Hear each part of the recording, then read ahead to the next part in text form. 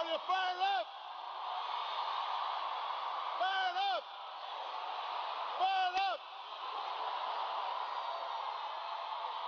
Oh, let me tell you something. Dennis got me fired up. Can everybody please give him a big round of applause? I feel a little bit like the guest pastor coming into church. He got me fired up backstage. There's some people I want to thank. First of all, outstanding Congresswoman Alma Adams is here. Your next state treasurer, Dan Blue III, is here. Your next governor, Roy Cooper's in the house. Your outstanding mayor of Charlotte, Jennifer Roberts, is here. And all of you are here. This is a pretty good crowd right here. So I just want to say to you, 4 days. 4 days, North Carolina. 4 days to decide the future of this country that we love. Now, the good news is you don't have to wait 4 days, because here in North Carolina, you can vote early. If you are not registered to vote, you have until tomorrow to register and vote at any of the one-stop locations in your county. There are 2 within a few miles from here. UNC Charlotte at the Cone Center.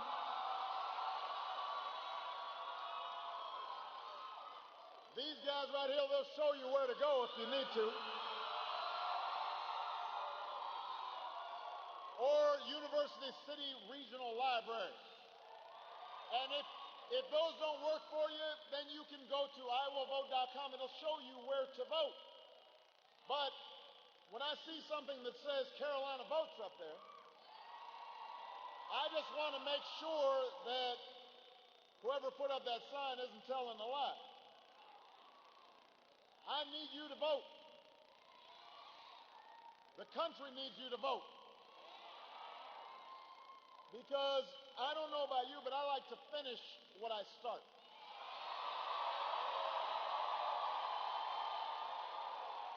I like finishing what I start. And we need to finish what we started 8 years ago.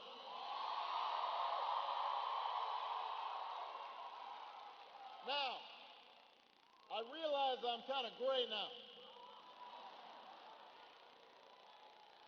You say I still look good, though, right? Okay.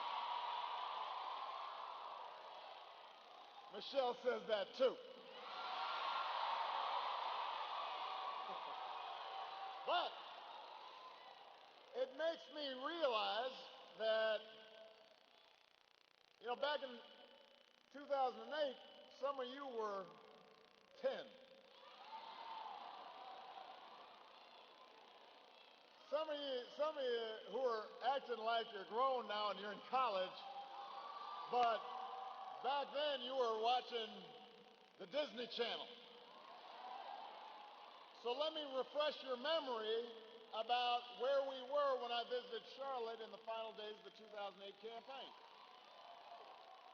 We were living through 2 long and painful wars. We were about to enter into the worst economic crisis in our lifetimes. But because of you, because of the American people, we battled back from what might have been a Great Depression. Last year we saw incomes rise at the fastest pace in 4 decades. We saw poverty fall at the fastest pace since 1968. We've created 15.5 million new jobs. The unemployment rate is down to 4.9%, near its 9-year low. 20 million people have health insurance that didn't have it before. We kicked our addiction to foreign oil. We doubled our production of renewable energy, including right here in Carolina. You've been a leader. America became a world leader in fighting climate change. And by the way, we did all that, and gas is $2 a gallon.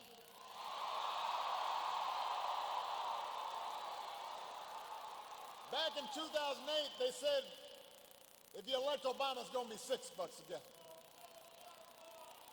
It's $2 a gallon. Thanks, Obama.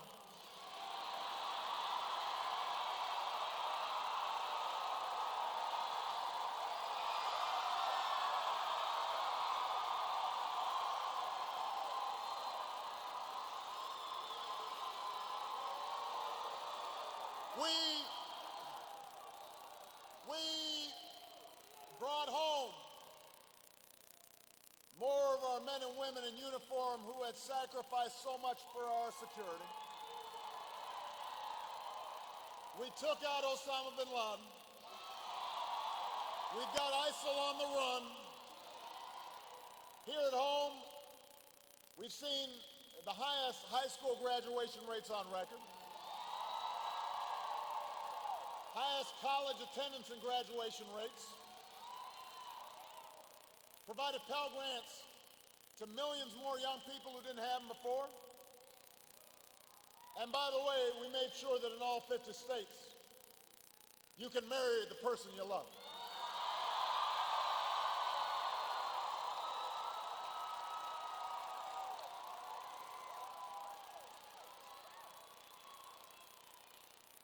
Now, the reason this happened wasn't just luck. It had to do with some policies that were thought through. But it most of all had to do with our greatest asset, and that is you, the American people. People of every party, people of every faith, people of every color, creed, background, who understand we are stronger together. That it shouldn't matter the circumstances in which we're born. We should be able to live out our dreams.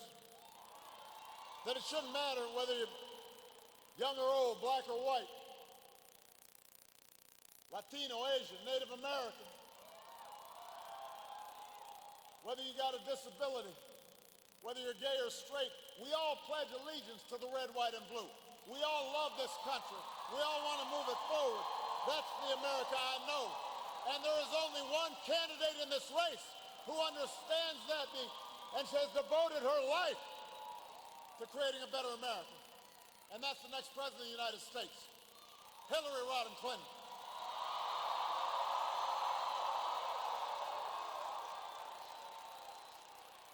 Now,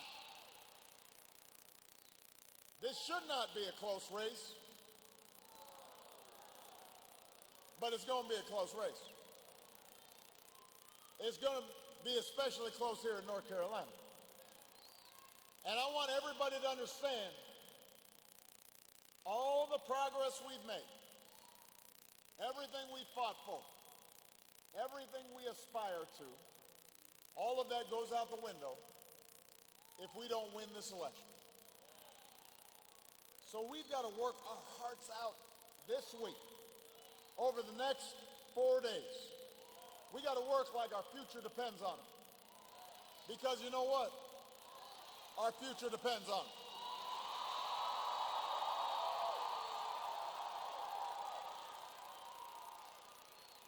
And that also means we've got to block out the noise. I know here in North Carolina, you are tired of all those ads on TV. It just gets you depressed. And there's so much noise and so much distraction. So much stuff that has nothing to do with your lives. So much stuff that's made up and fabricated. And so there's a temptation to want to just tune it out. But I want you to focus on the choice that we face in this election, because if you block out the noise and the distraction, the okey-doke, the nonsense, the hype, the misinformation. If you block all of that out, the choice could not be simpler, it could not be clearer. I mean, there is a reason why, in an unprecedented fashion, you have Republicans and conservatives who aren't running for office, so they feel it's safe to do so, to denounce Donald Trump. And the reason is because Hillary's opponent, Donald Trump, is uniquely unqualified to be president. Is temperamentally unfit to be commander-in-chief.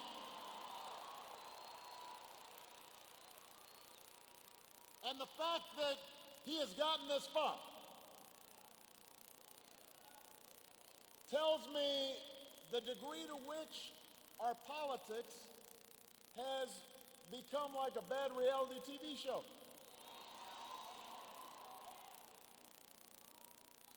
Listen, if you want to keep our military the greatest fighting force in the world, if you want America to stay strong and respected around the world, you can't have a commander-in-chief who says it's okay to torture people. You can't have somebody who suggests that we can ban entire religions from our country. Don't boo. Vote! He can't hear your boos, but he can hear your votes.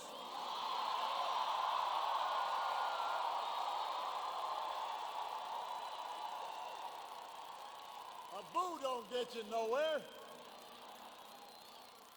Voting gets you someplace. We can't afford a commander-in-chief who insults POWs, attacks the Gold Star Mom,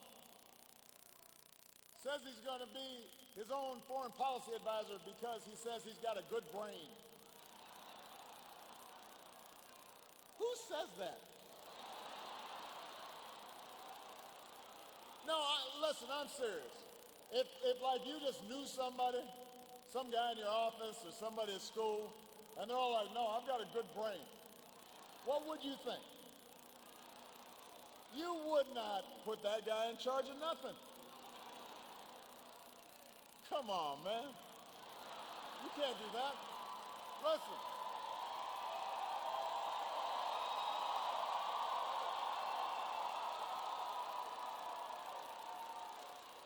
You know, you can't have somebody as your commander-in-chief who doesn't know the difference between Iraq and Iran, who doesn't know the difference between Lithuania and Latvia. Even a Republican senator said we can't afford to give the nuclear codes to somebody that erratic. Now think about that. We are talking about somebody being responsible for the nuclear codes. Right after you get sworn in, somebody comes and says, okay, Mr. President, here's what you got to know. It's serious. You sit there and you go, oh, okay, this is serious. So you can't have that person, as he is getting briefed, thinking Saturday Night Live insulted me. I'm going to send a tweet. You can't have that. You got to have somebody who's focused, because this is serious business. If you think that America is stronger when everybody does their part and everybody does their fair share, you can't elect a candidate, the first in decades, who refuses to release any tax returns. We don't know who he does business with. We don't know who he owes favors to. We have no idea. And what we do know is, because he's bragged about the fact that he's a really smart businessman, from his perspective, that means he doesn't pay federal income taxes. And stiffs small businesses that did work for him. And stiffs workers what he owes them. And puts his name on a phony university that tricks people into paying up money and getting nothing for it. The idea that this guy claims to be the voice for working people, someone who exploits working people, who probably doesn't know any working people, except the guy who's cleaning up in his hotel and the guy who's mowing the lawn in his fairway. Come on. I know a lot of successful business people. They don't go around cheating people to be successful.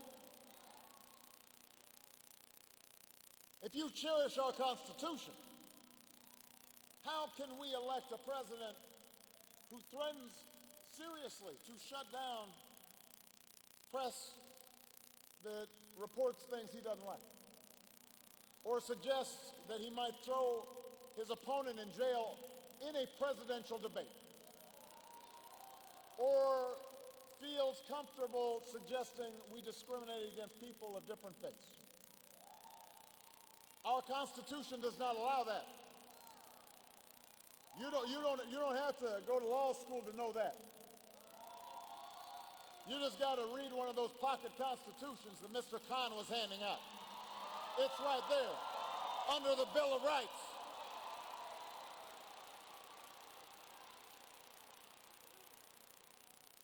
There are places in the world where that might be acceptable, but this isn't one of them. This is the United States of America. We've got laws. We've got rights.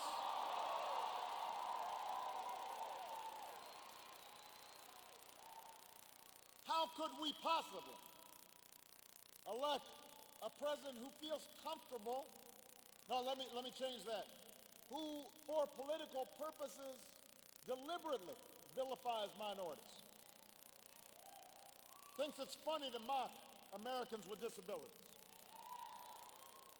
has no compunction in suggesting that women be treated as objects,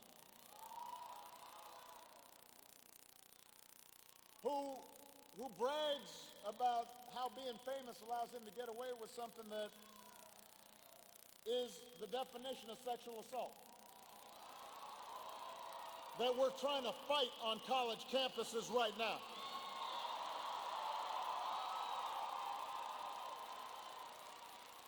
That we're trying to get rid of in those instances where it happens in our armed forces. You're the commander-in-chief. You're supposed to be setting an example.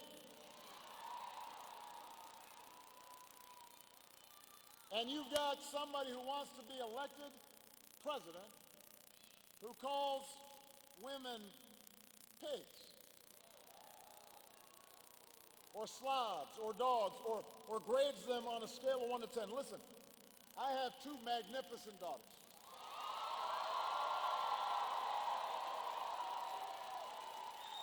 Because I have a magnificent wife.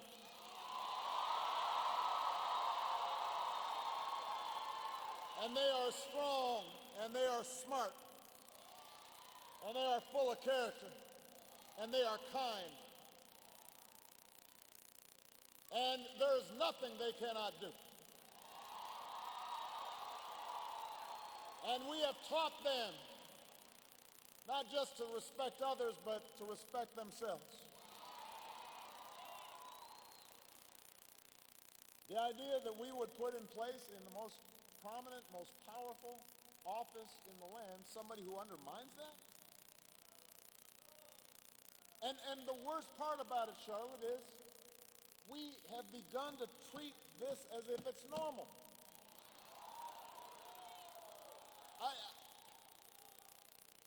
Every day, this is a candidate who has said things that just 4 years ago, just 8 years ago, 12, we would have considered completely disqualified. I mean, imagine if in 2008 I had said any of the things that this man said. Just imagine it.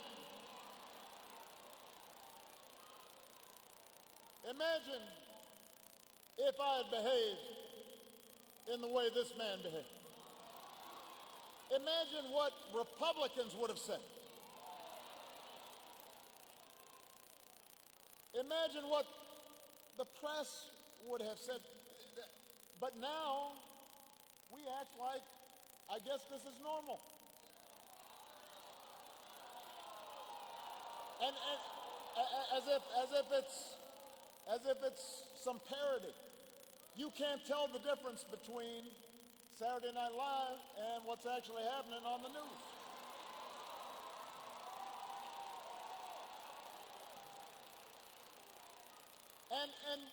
And then we hear people who are voting for him justifying it. They say, well, he doesn't really mean it. Or they say, well, that's just locker room talk. Although I've been in a lot of locker rooms, I never heard that. Or they say, well, you know what, we really don't like that. We really don't like this, but as long as he helps us potentially get tax cuts for the wealthy passed, or as long as he's willing to roll back Obamacare so 20 million people don't have health insurance anymore, as long as he's willing to do the things we want to do, then it's okay. We can ignore these elements of his character. But I want all of you to understand something. I've been in this office now 8 years. And no, hold on. I want you to pay attention here. Because it's been interesting to watch the evolution of and the realization that I arrived at during the course of this campaign and then the presidency. Who you are, what you are, does not change after you become president. It magnifies it. It shines a spotlight on it. You may be tested and you may see who you are, but it doesn't fundamentally change who you are. So, if you disrespected women before you were president, you'll disrespect women after you're president. If, as Dennis said, you accept the support of Klan sympathizers before you were president, are kind of slow in disowning it, saying, well, I don't know, that's how you'll be when you're president. If you disrespect the Constitution when you're running for president, you'll disrespect the Constitution even after you've sworn an oath to uphold and protect it.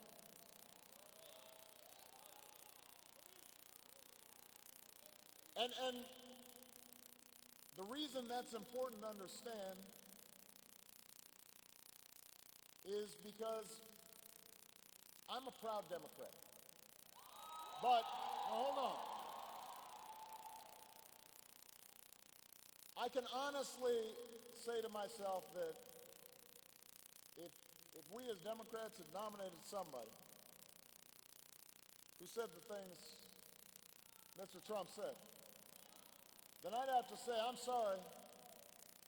Yes, I'm a Democrat, but I'm an American first. I'm a human being first. I'm a father first. I'm a husband first.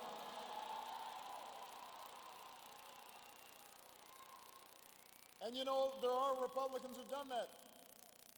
I have Republican friends who don't think or act the way Donald Trump does, and they don't intend to vote for him because they understand this is somebody different who is uniquely unqualified to hold this job. And the good news, though, North Carolina, is that you are uniquely qualified to make sure he doesn't get the job. But you gotta vote. You can't just sit on the sidelines, you gotta vote. You can't just complain, you gotta vote. You can't just get depressed and crawl up in the fetal position and look at the online polling and go, oh, what's gonna, no, you just gotta vote. And the good news is, you don't have to just vote against somebody. You can vote for somebody. Because there's a candidate who's actually worthy of your vote. A candidate who is smart and is steady and is tested. Probably the most qualified person ever to run for this office. Our next president, Hillary Clinton.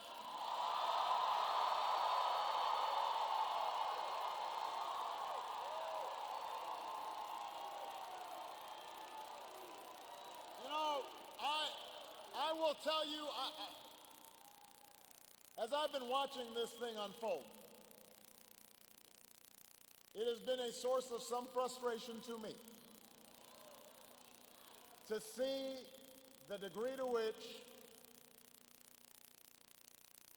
Hillary's reality diverges from what you see in the media and on the news and on the blogs and all that, because this is somebody who has devoted her life to making this country better.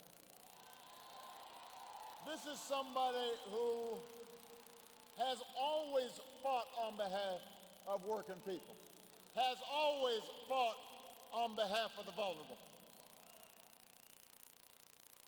Somebody who has worked tirelessly for civil rights.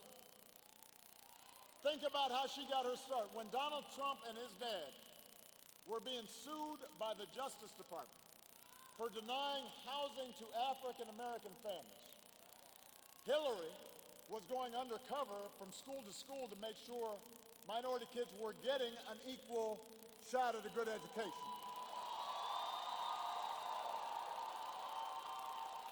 That's at the start of her career, and she didn't stop.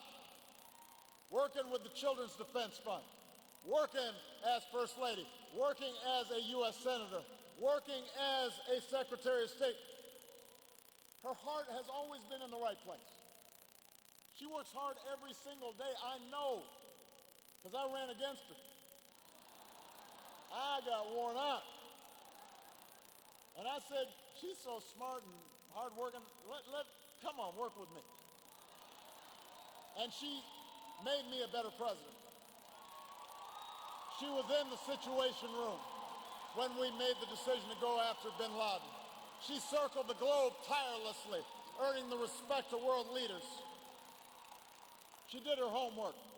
She was well prepared. She wasn't flashy. She was loyal. She had my back. She had the American people's back. She understands the world. She understands the challenges that we face. And when things don't go her way, she doesn't whine. She doesn't complain. She doesn't say the game is rigged. You know what? Malia and Sasha, they used to have like soccer. When they were kids, little kids, 7, 8, they'd be running around just all circling around the ball. You know how they don't know how to spread out? They're just like running around. And sometimes they'd lose. Sometimes they'd win. But the one thing that I always taught Malia and Sasha, and I'm sure the parents here who have kids in sports teach you, is you don't complain when things aren't going your way. You don't whine. There's no crying in baseball. You just come back and you work harder and you do better. And that's what Hillary Clinton does. If she gets knocked down, she gets back up. She dusts herself off. She gets back to work. She'll be a great president as long as, Carolina, you vote for Hillary Clinton for president.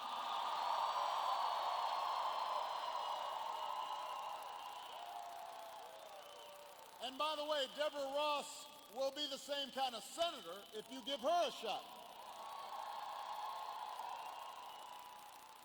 I've gotten a chance to know Deborah. This is an outstanding woman. She has heard your stories. She's going to fight to give working families a fair shot, our kids a great education, our seniors a secure retirement. And unlike her opponent, she does not support Donald Trump.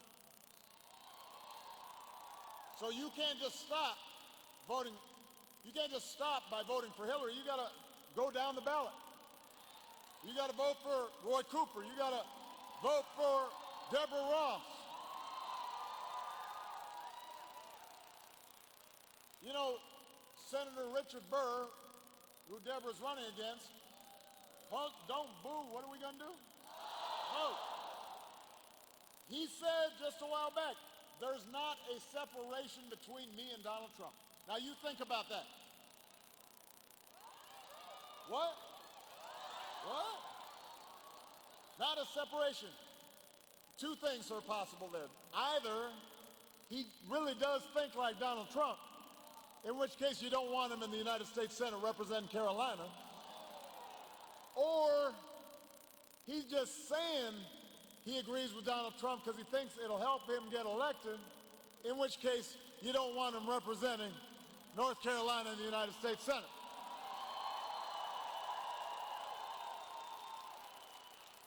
The other day he joked about violence against Hillary Clinton. He went on to apologize. And you know, I know Richard Burr, and I suspect he didn't actually mean it, but the problem is that they've become so accustomed to saying these things in their rallies and in their town halls and on the internet. It becomes an applause line. And it's become normalized. The idea of making a joke about violence against somebody who's running for president or is president. There's a reason why we got Secret Service. There's nothing normal about that. And that's not what North Carolina's about. That's not what America's about. So if you want Hillary Clinton to continue the progress we've made, then you got to give her allies like Deborah Ross. You can't just elect Hillary and stick her with a Republican Congress that's been behaving the way they've been behaving. They have not been willing to work with me even when we were trying to prevent a Great Depression. They wouldn't do stuff even when it originally was their idea. You know, I'd like go through their list of things they wanted to do, and I'd say, okay, I want to do this too, let's do it. They'd say, oh, well, now that you're for it, we can't be for it. Now they're promising even more dysfunction in Washington. That is hard to do. They're promising years of hearings and investigations. They're promising more shutdowns, more obstruction, more repeal votes. Deborah's opponent just said if Hillary wins, he'll do everything he can to block all Supreme Court nominations. Never in history have we seen that attitude. 11 years ago, the same guy said a Supreme Court could not function without 9 justices. So what changed all of a sudden? The reason they say they're not confirming my nominee, Merrick Garland, who everybody acknowledges is an outstanding jurist, is they said we're going to let the American people decide. It's too close to the election. Now we're getting close to the election, and they're saying, well, if Hillary wins, we might not nominate him anyway. What happened? Only Republican presidents get to nominate judges now? You've got some Republicans who are actually suggesting they will impeach Hillary. She's not elected yet. They can't even tell you what it is they'll impeach her for. They just decided that's how we're going to roll. That's what we're going to do. We are good at saying no because we can't say yes to anything. We can't pass our own stuff. We don't know what we stand for, but we do know if we block everything from happening, no matter how much it damages the American people, it might advantage us in an election. Listen. Gridlock. Gridlock is not some mysterious fog that descends on Washington. Gridlock is not the result of Democrats and Republicans being equally unreasonable. Gridlock has happened because Republicans like Richard Burr have decided they're going to oppose anything, no matter how good it is for the country, because a Democrat proposes it or because they're worried about their Republican voters not liking it. So if you think a vote for gridlock is good, you should vote Republican. But if you think America can do better than that, if you care about creating jobs for families in your neighborhoods, if you care about child care for single moms who are trying to get to work, if you care about equal pay for equal work and raising the minimum wage, if you care about making sure that we're rebuilding our roads and our bridges and our airports, rebuilding America, then you need to vote for Democrats up and down the ticket. You need to vote for Hillary Clinton and vote for Deborah Ross. Vote for Roy Cooper. People who will put you ahead of politics. People who are ready to roll up their sleeves and move this country forward. So let me just say this. If you are not yet persuaded, I want you to understand there's something more fundamental at stake in this election than just policies and programs. What's at stake right now is the character of our country. Hillary Clinton says her mom taught her the Methodist Creed, do all you can for all the people you can in all the ways you can as long as you can. That is her idea of America. Those are the values she wants to summon for all of us to make this country better. That's what this country's all about. We are a nation like no other, not because we're the largest or the richest or we got the biggest military. We are exceptional because this country was founded for the sake of an idea. We hold these truths to be self-evident. That all men are created equal. That we're endowed by our Creator with certain inalienable rights. You don't have to be born into wealth or privilege to make a difference in this country. You don't have to practice a certain faith or have a certain last name in order to be successful in this country. That idea is what drove patriots to choose revolution over tyranny. It's what led our GIs to defeat fascism an ocean away. It's what gave women the courage to reach for the ballot. Gave marchers the courage to cross that bridge in Selma. Gave workers the courage to organize for collective bargaining and better wages. That's what's made America exceptional. That's what's made America great. And the thing about it is, North Carolina, it doesn't depend on somebody up on high.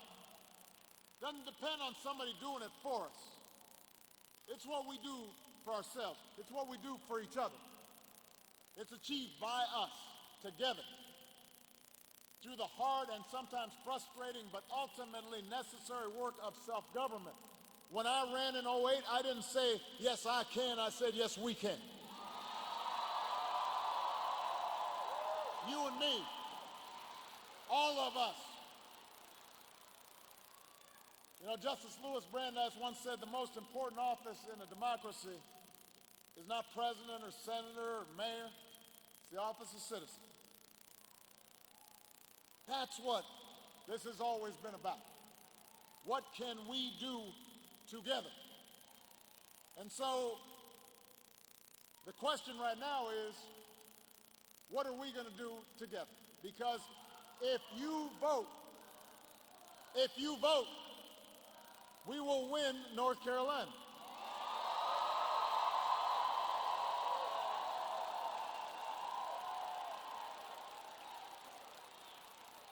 But we're going to have to do it together. You can't just depend on somebody else to do it. That's what Hillary understands. She understands this is a big, diverse country, a big, diverse democracy. We only succeed when citizens are involved and paying attention. And that's why it's so important that we understand, even when we disagree with somebody, that we can engage with them. We don't demonize other people. We're willing to compromise even when we think we're right. We don't try to burn the house down when we don't get our way. She understands that. But she needs help. She needs your help. You can't sit on the sidelines on this one, especially here in North Carolina. Because some of you may be aware there was a time when African Americans couldn't vote here in North Carolina. You had to figure out how many jelly beans were in a jar. You had to figure out how many bubbles there were on a bar of soap. You may also know that just recently, this governor who's currently in place signed a law that a federal judge said with surgical precision was trying to discriminate and prevent people from voting. Now, that law has been suspended, which is why it matters that we have an independent judiciary. It matters that we have a constitution. But can you imagine, after all the battles that have been waged, after all the blood, sweat, and tears to give us the right to a voice in our democracy, after all the hardship, all the struggle, that some of us would choose to give away our birthright, give away our power, give away our voice, because we couldn't go across the street and spend 15 minutes to determine who it was that were going to make fundamental decisions about our lives.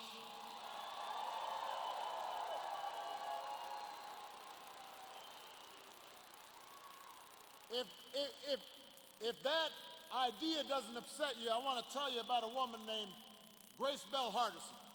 She sent me a letter. You might be interested in it. She's 100 years old. Says, "Dear Mr. President, at 100 years old, you can believe I've seen it all. It's by God's grace I'm still able to be here with my family. I lived through the civil rights era. I know the blood that was shed in the name of the right to vote.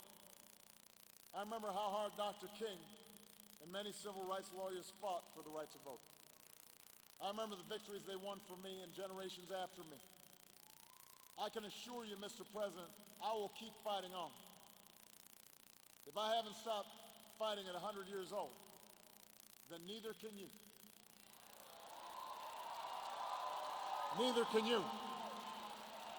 The authorities were trying to strike her off the voter registration rolls a few weeks ago. Somebody caught them and said, she got her voter registration reinstated. You can bet she's going to vote. If Ms. Grace Bell Hardison, 100 years old, if she's not tired, then I'm not tired. If I'm not tired, you can't be tired.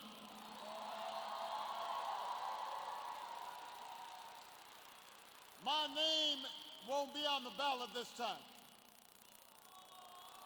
But everything we've worked for is on the ballot. 20 million people having health care is on the ballot.